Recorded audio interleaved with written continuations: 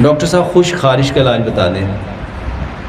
میرے محترم بھائیو، جسم پہ جتنی خشکی آتی ہے، آپ نے کبھی بھینسوں کو دیکھا ہے؟ بھینسوں پہ خشکی آ جائے تو اس کو سرسوں کا تیل پلایا جاتا تھا، اور اس کی سکن کیسے خوبصورت شائننگ والی ہو جاتی تھی کہ اس کو کریمیں لگائی جاتی تھی۔ بھینس جب دیواروں کے ساتھ اپنے آپ کو رگڑتی ہے، درختوں کے ساتھ اپنے آپ کو رگڑتی، خارش ہی ہوتی تھی نا، اس کو دوائی دیتے تھے کہ تیل دیتے تھے؟ میرے محترم بھائیو، سرسوں کا تیل لو، ایک بڑا چمچ، اپنی ناف میں ایک قطرہ ڈالو، بسم اللہ پڑھو، سورۃ فاتحہ پڑھو، اس کو آہستہ آہستہ لاتے جاؤ، پھر ایک قطرہ ڈالو، بسم اللہ پڑھو، سورۃ فاتحہ پڑھو، اس کو لاتے جاؤ۔ اپنے کھانوں میں سرسوں کا تیل لے کے آؤ، اپنے اچار میں سرسوں کا تیل لے کے آؤ، اپنے پراٹھے سرسوں کے تیل میں بناؤ۔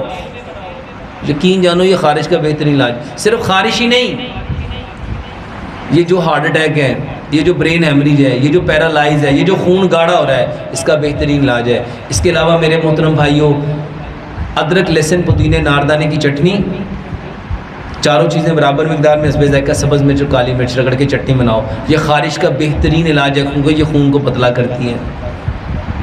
اس کے علاوہ گڑ کی سکنجوی بناؤ،